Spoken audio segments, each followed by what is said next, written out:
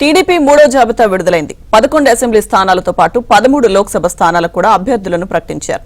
TDP Lok Sabha అభ్యర్థుల జాబితాలో శ్రీకాకుళం నుంచి సిట్టింగ్ ఎంపీ రామ్మోహన్ నాయుడు, విశాఖ నుంచి భరత్, అమలాపురం నుంచి గంటి హరీష్ మాధుర్ పేర్లు ఖరారయ్యాయి. ఇక ఏలూరు నుంచి బీసీ సామాజిక వర్గానికి చెందిన పుట్టా మహేష్ పేరు ప్రకటించగా, విజయవాడ నుంచి ప్రస్తుత పార్లమెంట్ ఇన్ఛార్జ్ కేశినేని చిన్ని, గుంటూరు నుంచి పెమ్మసాని చంద్రశేఖర్ పేర్లు ఖరారు చేశారు.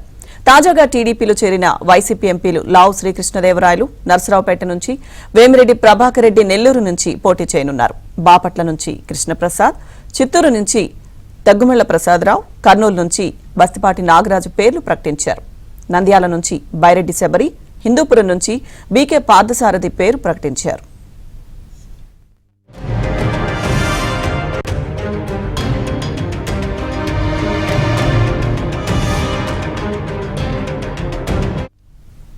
అసెంబ్లీ జాబితాలో ఇప్పటికే 128 మంది పేర్లు ప్రకటించగా, తాజాగా మరో 11 స్థానాలకు అభ్యర్థులను ప్రకటించింది టీడీపీ. పలాస నుంచి గౌతు శిరీష పోటీ చేయనున్నారు. పాతపట్నం, శ్రీకాకుళం నియోజకవర్గాల నుంచి కొత్త అభ్యర్థులు మామిడి గోవిందరావు, శ్రీకాకుళం నుంచి గొండు శంకర్ పేర్లు ఖరారు చేశారు.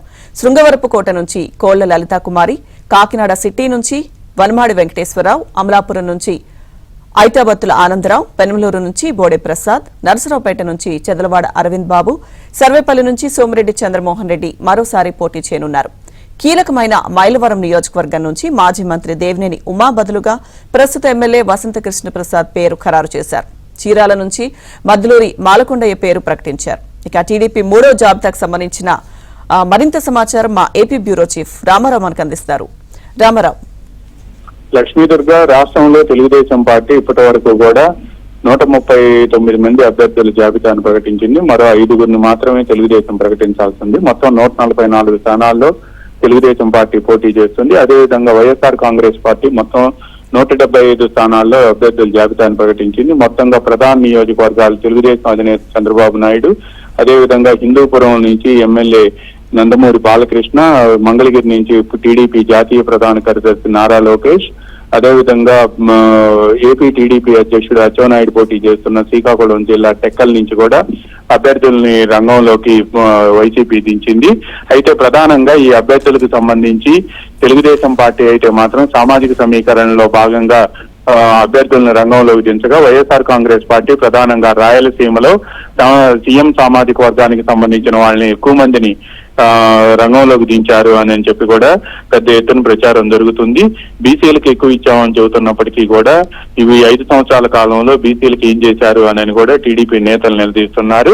తెలుగుదేశం పార్టీ గతంలో ఏలూరు నియోజకవర్గం నుంచి కమ్మ సామాజిక వర్గాన్ని రంగంలో దించగా ఈసారి బీసీలకు అక్కడ ప్రాతినిధ్యం కల్పించింది. పుట్టా మహేష్ యాదవ్ ని అక్కడ రంగంలోకి దించింది. అదేవిధంగా నర్సరావుపేటలో కూడా డాక్టర్ చెదలవాడ అరవింద్ బాబు అని బీసీ వర్గాల నుంచి రంగంలోకి దించింది. గుంటూరు పశ్చిమ నియోజకవర్గం నుంచి కూడా మాధవిని రంగంలోకి దించారు. ఇలా అనేక ప్రాంతాల్లో బీసీలకు తాము ప్రాతినిధ్యం కల్పించాము అని చెప్పి తెలుగుదేశం పార్టీ చెబుతుంది.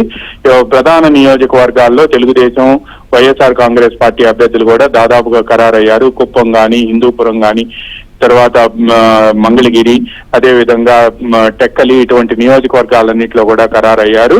అయితే ఇరు పార్టీల అభ్యర్థులు కూడా ఇక దాదాపుగా కేవలం 5 నియోజకవర్గాలు మాత్రమే తెలుగుదేశం పార్టీ ప్రకటించాల్సి ఉంది. అదేవిధంగా జనసేన కూడా ఇప్పటికే 6 స్థానాల్లో అధికారికంగా ప్రకటించగా మరో 5 స్థానాల్లో అభ్యర్థులకు బీఫారాలు ఇచ్చారు. ఇక భారతీయ జనతా పార్టీ తమ కేటాయించిన 10 స్థానాల్లో కూడా ఈ రోజు సాయంత్రం ఢిల్లీలో జరిగే సెంట్రల్ ఎలక్షన్ కమిటీ సమావేశంలో ఒక నిర్ణయం తీసుకుంటారు అని చెప్తున్నారు. వాళ్ళ కేటాయించిన 6 లోక్సభ నియోజకవర్గాలకు సంబంధించిన అభ్యర్థులను కూడా ఈ రోజు సాయంత్రం ఖరారు చేసే అవకాశం ఉందని చెప్పి సమాచారం అందుతుంది. మొత్తం మీద కూడా రాష్ట్రంలో రానున్న సార్వత్రిక ఎన్నికల బరికి అభ్యర్థులకు సంబంధించిన అన్ని పార్టీలు కూడా దాదాపుగా రంగం సిద్ధం చేసుకుంటున్నాయి. అభ్యర్థులందరినీ కూడా బరిలోకి దించుతున్నారు. లక్ష్మీదుర్గ. Thank you Ramarao.